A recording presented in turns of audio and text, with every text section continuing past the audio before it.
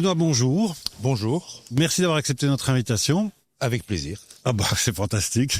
Est-ce que vous pouvez vous présenter en quelques mots? Alors, moi, j'ai fait le plus beau métier du monde, c'est-à-dire que j'étais instituteur primaire pendant, on va dire, une quinzaine d'années. Ensuite, j'ai dirigé mon école pendant 10 ans. Et ensuite, j'ai formé des directeurs d'école pendant une quinzaine d'années également. Je suis maintenant retraité et bénévole comme d'autres auprès du Journal des enfants, le JDE. En fait, ce journal est créé de A à Z par des professionnels, journalistes, rédacteurs, etc. Mais le contact avec le terrain se fait uniquement par des anciens enseignants ou directeurs d'école ou professeurs. Et c'est nous qui allons, pour une partie, négocier, entre guillemets, présenter les abonnements, les conditions. Et l'autre partie, celle que je gère, ce sont les animations dans les écoles. On fait des animations avec les instituteurs, pour leur présenter tout ce qu'on peut faire avec le JDE. Je fais des animations en classe avec les élèves, mais également des animations avec les futurs professeurs, donc les étudiants de ce qu'on appelait les écoles normales avant, les hautes écoles maintenant. Donc tout ça, en fait, c'est l'idée, c'est de transformer, c'est pas seulement la promotion du JDE, c'est aussi en faire un outil éducatif. Tout à fait. Et proposer, en formant des enseignants et des enseignants, des futurs enseignants et enseignantes, mais aussi avec des élèves, des animations et un rapport à l'information. Voilà, oui. Donc les animations que je fais avec les futurs professeurs et avec les enseignants, c'est, pour faire court, que faire avec la presse écrite en classe. Alors tout le monde va dire de la lecture, oui, mais on sait faire, ils sortent de l'animation avec 35 activités différentes et ça balaye toutes les matières, comme on disait avant, le français bien sûr, le lire, l'écrire, les mathématiques, l'histoire, la géo, et pourquoi pas même quand le journal a été utilisé sous toutes ses coutures, du papier mâché, voilà. Donc toutes les utilisations de la presse écrite, et en particulier le JDE, parce que c'est le seul journal destiné aux jeunes on prend une marge de 9 à 14 ans. Donc primaire et secondaire. Début secondaire, oui. Et si c'est le seul, c'est forcément le meilleur. Donc voilà. Dans les animations qu'on fait plus précisément en classe... Oui, pour nous donner un exemple. Oui, les 80% de mon activité, c'est ça. Il y a des animations qui couvrent les enfants public de 8-9 ans. Là, on va étudier, appréhender le journal dans son ensemble. Qu'est-ce que c'est qu'un journal? Qu'est-ce que c'est qu'un média? Comment il est constitué, etc., etc. Il y a aussi des animations sur le... Je vous interromps. Pour le public que vous rencontrez, c'est souvent un premier contact avec la presse écrite ou c'est un cliché de dire ça pour les enfants? Je ne vais pas faire de caricature, mais oui, beaucoup d'enfants sont étonnés il est pas si grand que ça, hein, parce que voilà, c'est pas un grand journal, mais beaucoup d'enfants sont étonnés de la surface que ça prend sur la table déjà. Beaucoup d'enfants me disent souvent, Monsieur, les feuilles elles tombent. Parce que voilà, c'est pas un livre, c'est un journal. Et alors, dans des villes où on a des populations d'origine étrangère, la langue est totalement différente à la maison que ce qu'elle est à l'école. Donc, il y a des choses hyper simples qu'on doit apprendre aux enfants. Il y a des enfants qui viennent de pays où on lit de droite à gauche. C'est une difficulté. Pour les enfants, même de chez nous, qui ont l'habitude de lire un peu parce qu'ils ne lisent pas assez, l'écriture en colonne, oui, évidemment, pose problème aussi. Donc, bien souvent, c'est un premier contact avec la presse écrite. Ils sont très heureux. Il y a des animations que je donne également sur lire et écrire un article, là, pour des enfants plus grands. Il y a des animations sur les fake news, très intéressantes, avec les enfants de 5e, 6e primaire, début de secondaire. Il y a une animation sur l'intelligence artificielle. Et avec ces grands enfants et les deux derniers exemples que je viens de citer, il y a une grosse mise en garde et un souci de compréhension chez les enfants forcément, et même chez les adultes, de ce qu'est l'intelligence artificielle. Oui, c'est ça, ce que vous disiez, vous formez aussi des enseignants, voilà, des futurs étudiants, étudiantes. Voilà. Il faut savoir que les futurs étudiants qui commencent leur parcours en pédagogie, ils sont des jeunes qui ont 18-19 ans. Chez ces jeunes-là et chez les enfants, tout dessin animé est intelligence artificielle. C'est l'IA. Un trucage dans un film, c'est l'IA.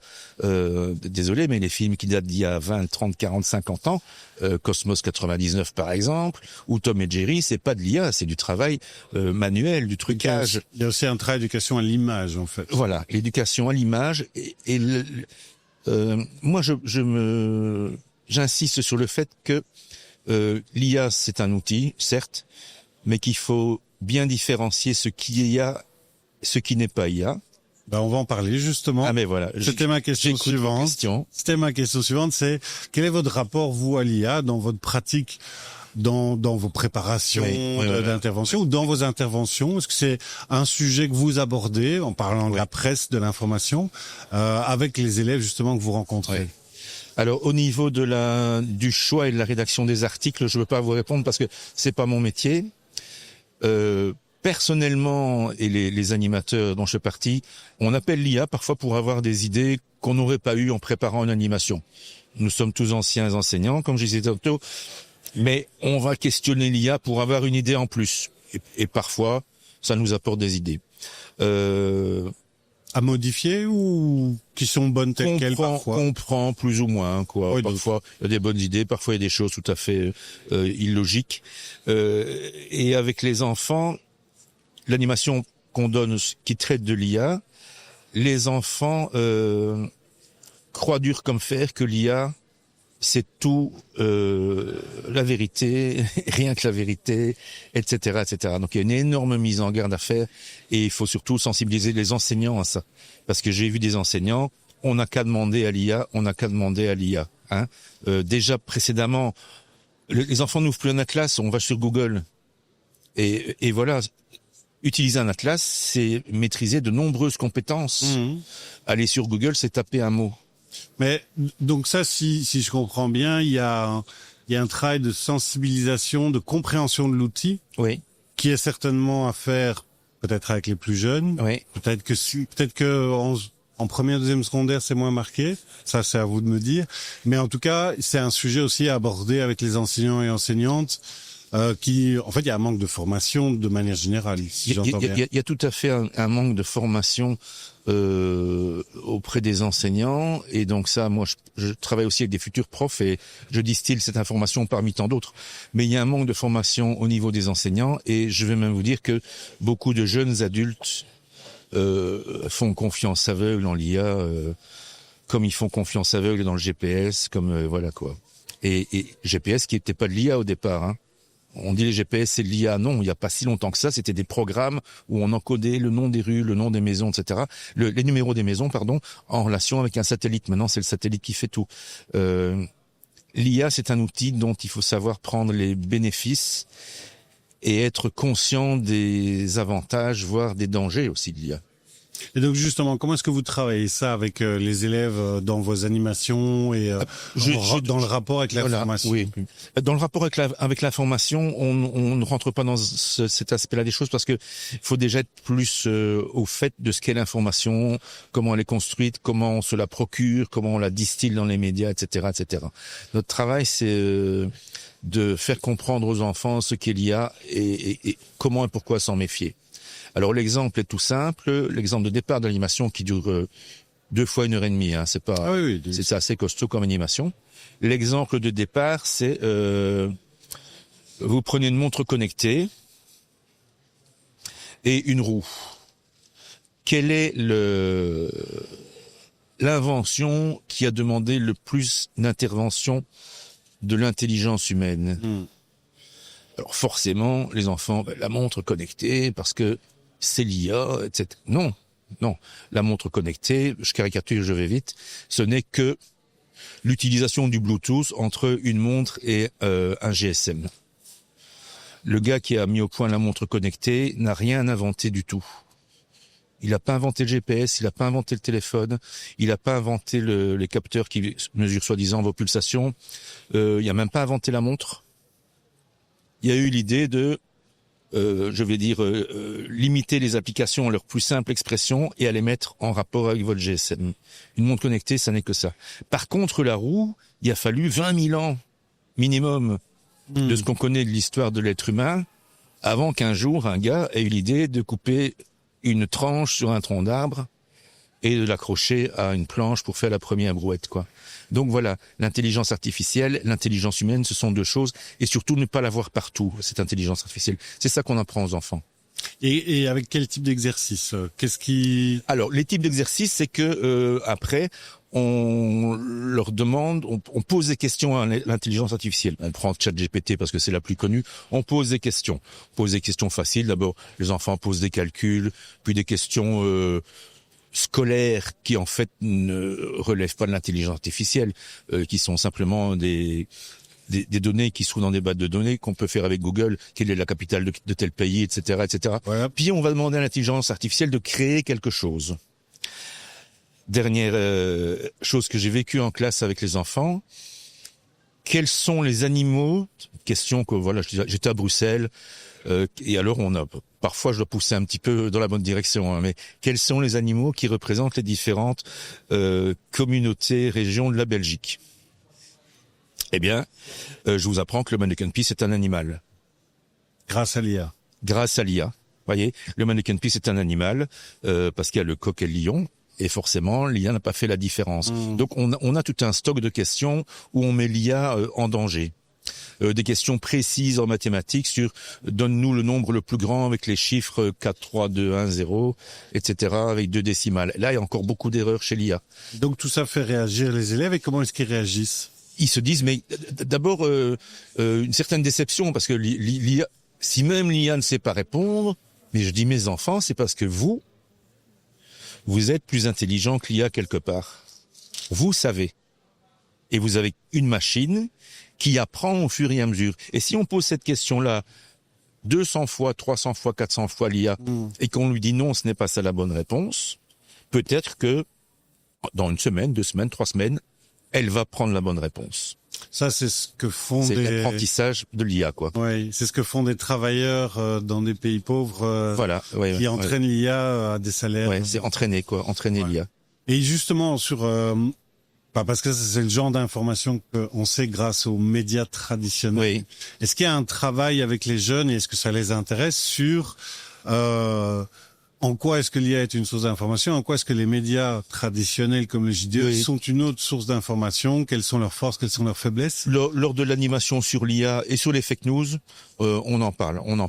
Mais on ne parle pas systématiquement de cet aspect des choses dans le journal hebdomadaire que les enfants reçoivent. Dans l'animation, et dans les animations en classe, les fake news et l'IA, on parle beaucoup de ce genre de choses, quoi.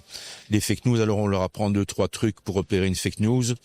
Je leur donne des fake news, je leur donne des documents qui semblent identiques au niveau du texte, de la photo, du titre, mais il y a un détail dans la légende qui fait que l'un est une fake news, l'autre ne l'est pas. Oui, mais ça, on travaille ça. Donc on leur apprend surtout à être, vigilant avec l'information qu'ils reçoivent, quoi. En sachant aussi qu'il faut leur apprendre à faire non pas une confiance aveugle, mais à savoir qu'il y a des médias réputés, qu'on utilise à l'école, etc., et qui donc sont forcément des sources plus sûres. Et donc, si les élèves sont surpris, c'est, j'imagine, parce qu'ils l'utilisent. Ils l'utilisent déjà, l'IA, dans leur pratique personnelle chez eux. Ils ne l'utilisent pas vraiment dans leur pratique personnelle chez eux. Il faut leur montrer qu'ils se font parfois mener par le bout du nez. Des photos, notamment des photos, on trouve quantité de photos, et vous et moi, on ne s'en rend même plus compte, qui ont été retouchées, archi-retouchées par l'IA, quoi. Mais on ne s'en rend pas compte. Donc ils ont, pas qu'ils l'utilisent, mais l'IA fait partie de leur vie, mais ils ne s'en rendent pas forcément compte. Ok, très bien. Et peut-être une dernière chose, justement, dans les échanges entre eux à la fin de l'atelier, est-ce que vous voyez un processus de réflexion justement sur les enjeux qui ont été...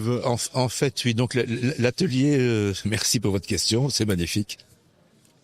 L'animation se passe en 2 gros temps. Alors le premier temps, c'est discuter, aller questionner l'IA. On a des questions qui vont faire que l'IA se plante volontairement, etc., etc.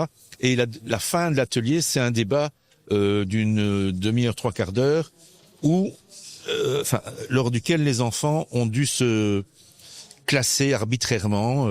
Ils ont dû choisir, je suis pour l'IA, je suis contre l'IA. Donc il y a 2 groupes dans la classe. Et on leur donne 3 thématiques. La santé, la guerre et l'enseignement. Et ils doivent réfléchir à ces 3 thématiques et en quoi l'IA peut être bénéfique, en tout cas faire avancer les choses. Et donc voilà, après on revient, et alors là je pose 2-3 questions plus précises sur chacune de ces thématiques, et chaque groupe doit argumenter. Ceux qui sont pour doivent rester pour, ceux qui sont contre doivent rester contre. Mais ce qu'on constate, c'est qu'il y a des changements d'avis. Ah mais non, mais là, pour ça, je serais plutôt dans l'autre camp, quoi. Et on reste donc sur une grosse question, mais au moins la question est posée et elle va rester dans leur tête. Oui, que dois-je penser de l'IA et comment l'utiliser Il y a déjà une perspective de réflexion qui est mise en place. Tout à fait, oui. Et qui est centrée sur l'enfant lui-même, puisqu'on donne à l'enfant un processus de réflexion et on le pousse à argumenter en disant ton argument a de la valeur, partageons-le. Oui. Donc pédagogiquement, c'est très bien vu. Écoutez, c'était mon métier au départ. Et alors, dernière question, si vous aviez un conseil à donner à des professionnels de l'éducation, que ce soit dans l'enseignement ou à l'extérieur de l'école, sur l'IA, qu'est-ce que vous donneriez comme conseil ? Bien, je leur dirais ce que j'essaie de faire comprendre aux enfants, c'est-à-dire de s'intéresser sur ce qu'est l'IA, de l'utiliser à bon escient, en sachant que ce qu'on construit soi-même est toujours bien plus, nous imprègne toujours bien plus que ce qu'on consomme tout préparé à emporter. Alors, je vais vous donner une anecdote. J'animais un groupe de futurs étudiants, des futurs instituteurs, et c'était pas forcément sur l'IA, c'était sur que peut-on faire avec la presse écrite en classe. Et donc, le premier travail que je leur demande, c'est de me citer, vite fait, en quelques mots, quelques lignes, 3 activités qu'on peut mener en classe avec la presse écrite. Et je vous laisse 10-12 minutes. Donc, les étudiants pouvaient travailler par 2 ou 3, ou tout seuls, comme ils le désiraient. Et après moins d'1 minute, un étudiant fermait son PC, parce qu'ils ont tous un PC ou une tablette, et s'est croisé les bras. Je dis, tu es sûr d'avoir... Oui. J'ai dit, j'en ai demandé 3. J'ai les 3.